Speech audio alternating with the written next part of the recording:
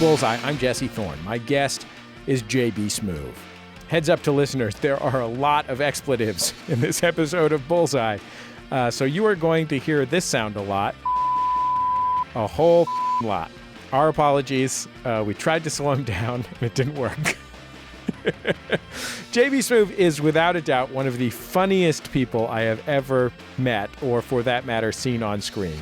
He's best known as Leon on Curb Your Enthusiasm, but it's also worth taking the time to see him in basically anything he has ever done. IMDb lists him with about 75 acting credits, and it might be worth going through and watching every single one of them as soon as I'm done recording this episode. But even with all those credits, JB hits the road when he can to work on his stand-up. He's touring the country now. Here's a clip from his stand-up special on Comedy Central. This is how I do's it. I played my first villain. Right? Did this movie, I played a villain. Something cool about being an evil. Wish I could do things at will, you know what I mean? Like, do things at will, like, you know what I wish I could do? I wish I could just, like, pile drive somebody anytime I wanted to, you know what I mean?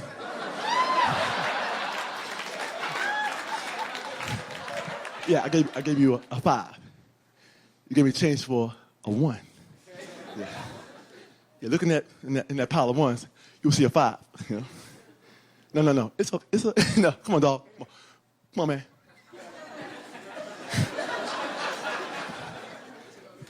Take the pile of ones and get my change back. Okay. Ah, man, you a fool, man. You don't get my change back. Woo! You got me tripping up in here.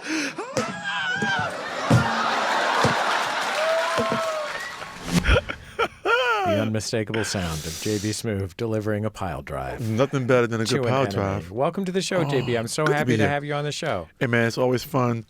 I always call it channeling another man. Let's channel each other today. Okay. Because sometimes you got to feel a person. You got to get their tendencies. You got to feel the space around you, and you attach yourself to that. Have you already checked in with me so far? I already did. After that, I came in the door. Do you have insights already? I see the beard. Uh-huh. You know what I mean? I see a style. I even noticed how you cross your leg. Yeah. See? Yeah, I'm a right over left man myself, see? Yeah, I'm going left over right here. No, you left over right. I've had some hip pain, so. See, that goes back to when someone sees you and you say, my left or your left. We're matching. We're like mirror men now. We're mirror men. Well, thank you for coming on the program. I mentioned before. Unless it's one of those two-way mirrors where they put in those old-time department stores. You know what I'm saying? If it's that kind of thing. But it's not that kind of thing right now. We're absolutely mirroring each other right now. I mentioned. Unless you want to steal some and put in your boxes. And then you want to be a mirror and I'm just a security dude watching you from the other side. Huh? Are we pitching a movie here? No, I'm just pointing out little tendencies that people have to do. And one involves stealing through a two-way mirror. So do they even use two-way mirrors anymore? I think they use them in consumer focus groups, right? Yeah. Have you ever been in one of those focus groups where they give you $50 and they tell, what do you think about these pants? You were the host for one? I did one for Mountain Dew Whiteout. Because here's the reason that I'm surprised by that. It's not that you had a white-collar professional job. I'm sure you had white-collar professional jobs before you were a stand-up comic. But the reason that I'm surprised is the job of that person who hosts the focus group is not to bias anyone in the room, to like be a neutral party who people can be critical of the product to and feel comfortable being critical of the product to. They just kind of guide the conversation in a neutral way. That's all it is. I honestly have a hard time imagining you guiding any conversation in a neutral way. I make the floor even, and I go so deep that you don't see. People are not supposed to see JB. Okay, you can't see me. If you can't see me, you can't feel me at all. I gotta take you someplace else, a whole different place, physically, and my presence has got to be so obscured you can't see me. So I mentioned this before we got started, but you were a guest once on the show before. You were a cast member of a show called Cedric the Entertainer Presents. Oh, man. Network sketch show. And I was in the middle of interviewing one of the writers as he was in the middle of directing a scene. I think he had to go check some blocking, and he handed the phone to you. And that guy, a very, very well-known comedy writer at the time, told me that he thought you were the funniest person in the world. Oh, man. And he didn't say that flippantly, and he didn't say it like as he handed the phone to you to explain why he was. I think I asked him who he thought was the funniest person in the world, and he said you. I dig that. You know, on the one hand, you were already a veteran performer. That was about 15 years ago. 15 years and ago. You're in your early 50s. But on the other hand, that was still relatively early in your career in terms of where you've gone since then. Did you feel like you were making it 15 and 20 years ago? Like, what constituted making it to you? To me, what constituted, see, I'm a different animal. See, I'm very satisfied being, B-level, because I feel like it allows me to do that a lot of major stars can't do. I can still get my RV. Wait, do people prevent Brad Pitt from getting an RV? This dude can't just get out and just walk into a grocery store or go and buy a candy bar without someone saying, "Oh my God, you're Brad Pitt." Well, even if somebody did recognize me, it's kind of I can still walk away. But Brad Pitt can go to Grand Tetons National Park in his Airstream, can't he? I'm sure he can, but he's still Brad Pitt. Now, I use this analogy with Howard Stern. I was on Howard Stern's show, and I said, Howard, he talked about this kind of the same thing. I said, man, see, you can't eat spaghetti on an open patio. And he said, what does that mean? It means you can't sit there as Howard Stern with a bowl of spaghetti, the mozzarella on top, maybe a little bit of ricotta, a little Parmesan. You can't sit there and consciously eat that without the threat of your lips pulling together and pulling spaghetti in your mouth. Because they're going to see a photo of your in the paper. Because I'm not worried about someone taking a photo of me or videotaping me and I'm on TMZ, unbeknownst to me. See, that's how I measure your success, is what you can do that normal people do. Was that a choice? Was that a choice in your life? I mean, you have had as much success as a human being who is fourth on the call sheet can have. Yes. You have done everything you can do in comedy that's not with your name at the top of the bill. You certainly, as a stand-up comic, you tour and headline. But in most things, you've been second and third on the bill. Yes, indeed. And I wondered, because of how brilliantly funny you are, frankly, I wondered, I wonder if JB at some point just decided I would rather be, I would rather get the jobs where I know what I can do, I can come in and kill it. There you go. I don't have to carry the weight. I don't got to do all I got to do is get in there. The reason, it's the same thing in sports. You get these basketball trades, people can't wait to trade deadline. Matter of fact, they should have trade deadlines in real life. You should be able to trade your dad in at the last minute. He lost his job. You want to get a dad who has a better job. And that's the same thing with being an actor. Your ass should be able to take whatever you can do and be the most beneficial part of a team. That includes movies, that includes TVs, directing, producing, whatever. I'm telling you, I turn down far more than I take, because I just feel like if I can't show up there and give you 20% of what the you're looking for, I shouldn't be here. Well, let's talk a little bit about some of the other high points of your career. You wrote on Saturday Night Live for a few years. Yes. And when you wrote on Saturday Night Live, my understanding is that you went out to be a cast member. Mm-hmm. It came down to 3. 2 of them got cast and you didn't. Is that right? That's right. It was Finesse Mitchell, you, and who's the third person? Keenan Thompson. And thank you. And it must have been disappointing to get that close to that point, and also to have it complicated by the fact that you're like that not only did 2 out of 3 get picked and you didn't make it, but also that there was obviously unwritten rules about how many black guys could get picked. Not to put too fine a point on it. Right. I don't, you know what? I don't know. There's certain things that are needed in a certain time on a show like that. And I think that's whether you're black or whether you're white or whether you're, because I consider myself so many different things. I'm a big character, whether I'm white or black. I'm very physical, whether I'm white or black. I'm a scene stealer, whether I'm white or black. I'm so many things on so many levels. I've been doing it a long time, longer than anybody who I auditioned with for the show. So there's a few things in there. You know, they always say that, you know, we don't hire stars, we make stars. So I was already on stuff, did several things before I got there. But I'm also like this. I'm very conscious of who I am and what I do. So for me, it's always like, okay, I didn't make the show, but I always feel like you know of me now. So whether it's here, whether it's another producer who leaves the show or whatever, my phone gonna ring continuously because I know that I'll come to the table fully loaded all the time. Right, that I imagine that you bring a lot to an audition, JP. Oh, man, I go in that shit like a idiot because I know the rules of this shit. And I tell any actor out there to do this. You always come in peak. You come in high as and you allow them to tell you, because everybody knows when someone says pull back a little bit. Everybody knows how to pull back. Nobody knows how to turn it up. And you weren't first and foremost a writer at the time. I mean, obviously you were a veteran stand-up. You'd written your stand-up. You had done that, but you were primarily a performer. Yeah, and I was on the Cedric show. I did his show. So I left a sketch show to go to SNL.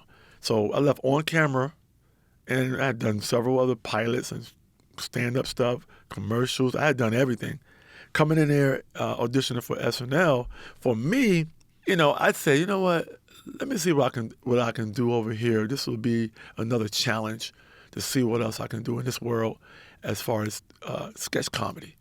And then when I didn't get the role, the part, they called me and asked me if I want to come in as a writer. And I said, you know what? This will look good on my resume. So I said, what is it to invest a few years, a few seasons on a show like this? And it was an amazing experience because it really is a big machine. But you definitely have to be thick-skinned. You know what it's like? It's like when you're writing a sketch, and it's kind of like you're trying out for the cheerleading team, but you're trying out for that every week. Yeah, you had a reputation as a committed pitcher, as a man who would stand up and sell 4 sketch ideas every week. Every week, 4 every week. 4. I would make sure I do 4 a week. And that was, you know, what that is a captive audience. It's an ear to feed. You know, even if I get a smirk out of you on a premise, I know I got your I think about it like this. All that I did on SNL served a purpose. Number one is, I came in I auditioned for the show. I ended up as a writer on the show. I ended up doing warm-up for 2 seasons. I ended up in crazy monologues. I ended up on the show doing sketches here and there. I ended up doing Conan O'Brien, who was downstairs. That's when he was still with NBC. I must have done Conan O'Brien 10, 11 times while I was working at SNL. They would call upstairs, and Conan would call Lauren and say, hey, can I borrow JB? I got a sketch I'm doing. They would call my office and say, yeah, go downstairs. Conan wants to use you for a sketch. I would go downstairs. This is a writer on a show. I'm going to have my computer typing jokes. I go downstairs, do Conan, you know, do a sketch on Conan right in front of a live audience, go back upstairs, the same elevator, back upstairs, get behind my desk, and finish working. I want to play a sketch from Saturday Night Live. And really, all you need to know about this is that Snoop Dogg is at a party, and he's not enjoying the party. He seems sad at the party. Oh, what's up, Snoop? What's up, Snoop? Man, you enjoying your party? No, I'm not enjoying my party. Do it look like I'm enjoying my party? No, it does not look like you are enjoying your party. Snoop, what's wrong with you? What's wrong? I'll tell you what's wrong. The TV show Friends is over, fool. It's the last Friends episode ever. I mean the last one. No more Friends. What the hell am I supposed to do? I love Snoop. I mean, you said all this material that no one besides you could sell. I feel like that's something that JB Smoove could sell or Snoop Dogg could sell, that premise, that silly premise. Hey, I wrote a sketch. I remember one sketch I wrote when Snoop was a guest. Man, this was, to me, one of the greatest sketches ever that never made it. It was the same time of the Apprentice. And I wrote a sketch called The Pimptus. So it was Snoop Dogg as a pimp, and all the apprentices was the same as it was set up just like the TV show The Apprentice. And I remember when it got cut, all right, and I said, man, I gotta go downstairs and tell Snoop it didn't make it. And I went downstairs, I took the staircase downstairs, and I had to go to his dressing room. I said, Snoop, man, sorry, man, they cut the Pimptus. He said, what? You mean to tell me, JB Smoove, they cut the Pimptus? He couldn't believe they cut the Pimptus. When we return, JB Smoove talks about his unforgettable role as Leon on Curb Your Enthusiasm. It's Bullseye from MaximumFun.org and NPR. This message comes from NPR sponsor Squarespace. Squarespace allows small businesses to design and build their own websites using customizable layouts and features including e-commerce functionality and mobile editing.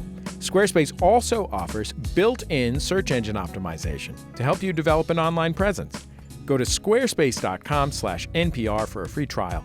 And when you're ready to launch, use the offer code NPR to save 10% off your first purchase of a website or domain. It has already been an eventful summer in politics. Yeah, between the 2020 debates and the president's battle over immigration, there's a lot going on. And when there's news you need to know about, the NPR Politics podcast is there to tell you what happened. Not to mention, we're hitting the road so you can meet all of the 2020 contenders. Oh, NPR is going to drive me completely crazy. The NPR Politics podcast. Subscribe. Hello, Internet. I'm your husband host, Travis McElroy. And I'm your wife host, Teresa McElroy. And together we present Schmanners. It's extraordinary etiquette. For ordinary occasions. We explain the historical significance of everyday etiquette topics, then answer your questions relating to modern life. So join us weekly on MaximumFun.org or wherever podcasts are found. No RSVP required. Check out Schmanners. Schmanners. Get it?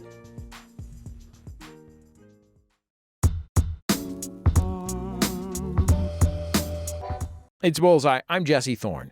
Joining me is actor JB Smoove. He's on tour across the country doing stand-up.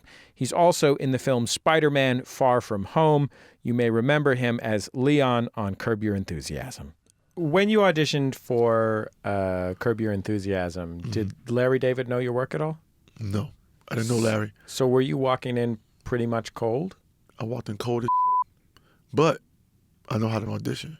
But I also thrive on the universe, meaning that Curb Your Enthusiasm was my favorite show when I was working at SNL. I found it to be amazing. And even at that time, even before I got on SNL, my whole life, my stand-up routine has been a lot of improv. So for me, just knowing that show was improvised blew my mind. I would sit there and watch amazed, like, I can't believe they don't have a script. So did you go in and audition immediately with Larry David? Because that's my understanding is that's often how they do it on Curb. They'll just have people come in and work with directly with Larry. With Larry. And I always, like I said, my rules are I always walk into the room as the character. I never walk into the room as JB, and I never have to turn on the character I'm auditioning for. If you come in there as the character, they see your mannerisms, they see how he walks in the room, they see what he does with his hands, how he stands, his everything. I gave it to them before I opened my mouth. And I walked up to Larry. Larry was standing in the middle of the room. I had an audition with Larry directly. I said, I might around and slap you in the face. I'm not sure. And I walk away to start the scene, and all I heard was snickering and laughing. And Larry was like, who this guy? And that was the beginning of an amazing relationship between two guys who have never met each other. But I also say that seeds had to be planted. The first thing I ever did before I started doing stand-up was I took an improv course in New York City at the old Improv Comedy Club so I could figure out who I want to be on stage. This is freaking 89 maybe, years ago. First thing I ever did. Put that little tool in my toolbox. Next thing you know, I'm improvising in my stand-up, preparing myself, I guess, for possibly the greatest improvised show on TV. You play Leon, who's a guy who moved into Larry David's house as a Katrina survivor and just stayed. Now he lives in a pool house, I think, out back. Yeah. Doing his thing. Can you describe to me, because I think one of the very special things about Leon is his manner of dress. It's very different than yours. You came in here in a very nice sport coat. You have on a beautiful pair of boots. Yes, indeed. You look like $1 million, JB. That's some change. Leon never looks like $1 million. Never. It is a very specific kind of not $1 million that he looks like. Could you describe what he looks like? I can describe this guy. He's a guy that lives day to day. His wardrobe matches his confidence. Somehow this guy wins. He's a winner. And that's what I wanted to come across. I didn't want the guy to come across as a loser. I want him to come across as a dude that's profoundly interesting, eccentric on some levels. How do you get away with wearing this and still have this much confidence in your presence? And, as an actor, I got to choose every scene because, as you know, it's improvised. I got to choose whether I want to have Larry's back or go against him. I got to sit there and think before the scene says action if I'm going to have his back or if I'm going to go against him. So that means that I got to figure out what's going to get the most mileage of funny and what can I use as a callback later. So in my brain, I got to almost like think about, I got to almost like be a time machine in my brain. I got to see the next episode and the next episode. And I got to plant something right now that's going to be etched in stone in episode 3 that I can use in episode 5 or episode 8. Leon reminds me of when I was a kid. In the neighborhood, I was born in 1981, so we're probably talking about 1990-ish, 1992, something like that. Dudes who would look like they were auditioning for Saturday Night Fever. Yes. And they'd be walking, gangster-lean, with the toes coming at you first. And there is this strange combination of, on the one hand, this is 15 years past when that was a cool thing to do. Yes. And they are grown adults acting like a 19-year-old.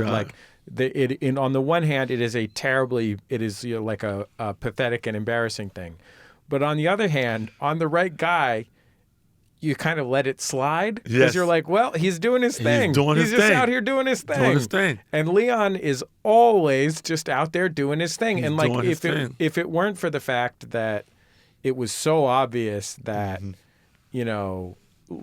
Larry and Leon love each other, if it weren't for this romance between the two of them, it could very easily be pathetic. But it's never pathetic because you're just like, wow, he's got these theories, and it's the same thing that draws you to Larry David's character. Yes. Larry David's character is a weird crankus. He's a crankus, but man. you love him because he just has a vision for the world. Yep, and it's so deep how all this works. How you're supposed to end up in these certain places, certain spaces. Before I went in the room, when I walked up there and I walked up to Larry, I felt the energy before we even opened our mouths. I felt like even in the room, I felt like I knew everybody already. So I think it's one of those things where it goes back to knowing exactly what you're confident in, which is what Leon does, all right? But his mouth, his philosophies have got to overpower that goofy ass outfit. It has to be a balance there somehow. But when I met them, I said, the wardrobe, I said, man, I want the most outrageous you could ever think of. I said, give me some cool tank tops in all colors and flavors. And when I saw that lime green tank top, I'm telling you, that lime green tank tops get so much love. And that robe, the robe with no belt. They gave me the robe with a belt. I said, nah, take that belt out, throw the belt away. Because I want him to walk around with no belt to the robe. He's always got to keep holding it shut with his hand. And you would figure, why don't you just get a belt? I mean, I think, like, I've heard you describe Leon as not right, but also not wrong. And Yeah, I think in a way that's true of Larry, too. Like, both of those characters, like, it's really, they both have complicated systems. Right. And clear visions of their weird, complicated systems. But ultimately, what is driving each of them is Larry is going to find fault in every social interaction he has, no matter what it is. Yep. And Leon is going to have an ambitious, positive attitude about every interaction he has with anyone in the world. And the fact that they match so beautifully is a wonderful thing to have happened to the show. It really is, man. It really is. And, you know, I think when you, and even like little things that, choices that you make, even like think about the Seinfeld season. You know, I told the guys before I even did that scene where Larry and Leon are watching the rehearsal of Seinfeld. And I said, I'm gonna pretend Leon never even heard of Seinfeld. And at first I was like, is that too far-fetched? Then I said, nah, it's not. And I played that like I didn't know any of these people on this set. I'd never seen Seinfeld in my life. It gave him this circle, a box to live in, that Larry's trying to get in and learn more about him, and he's trying to get out and learn more about Larry.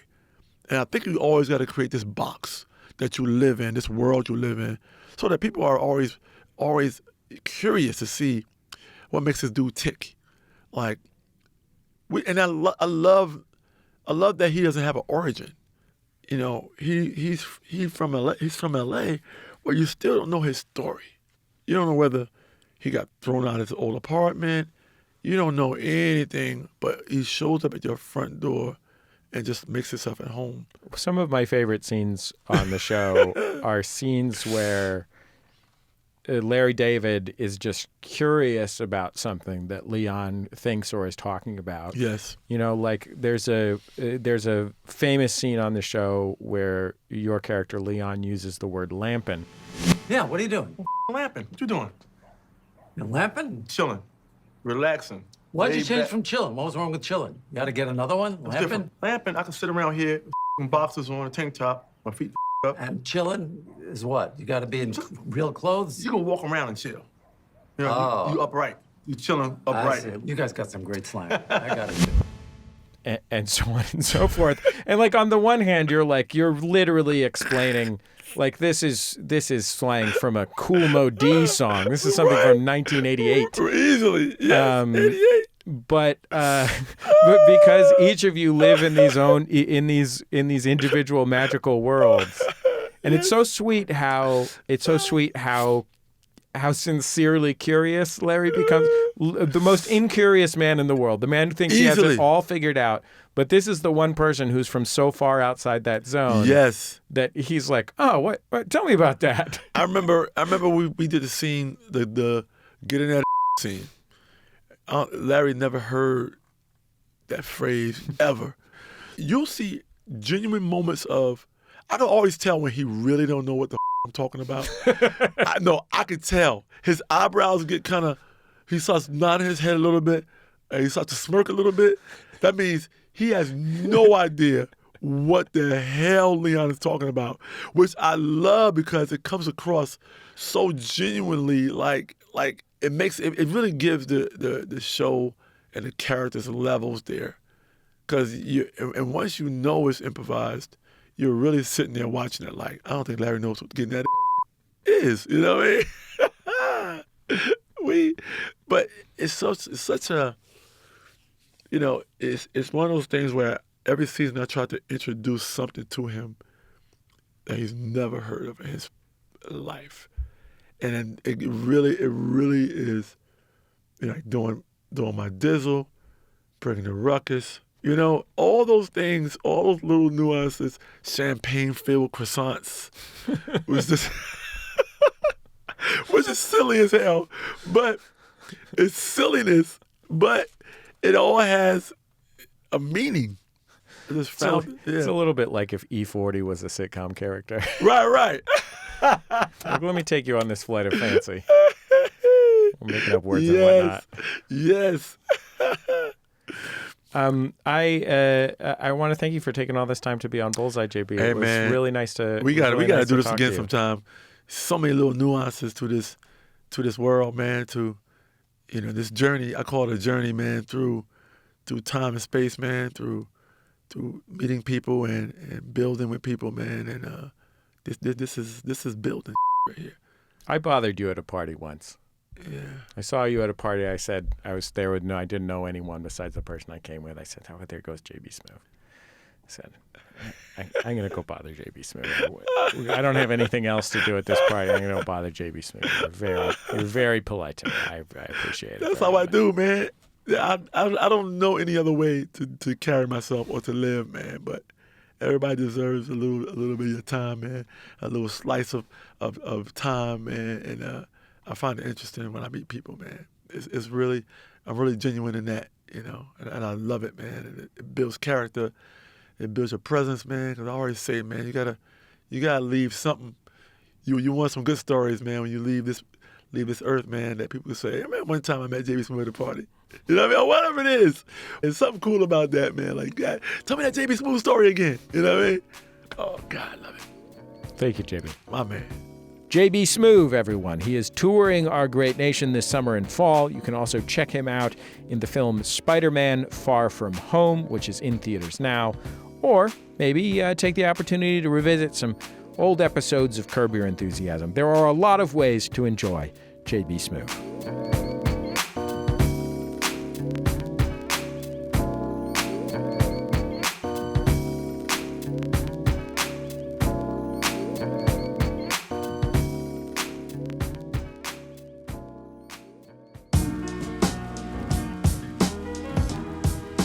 We've come to the end of another episode of Bullseye. Bullseye is produced at MaximumFun.org, world headquarters overlooking MacArthur Park in beautiful Los Angeles, California, where this week our producer Raghu saw a duck walking carefully across a crosswalk like a proper law-abiding pedestrian.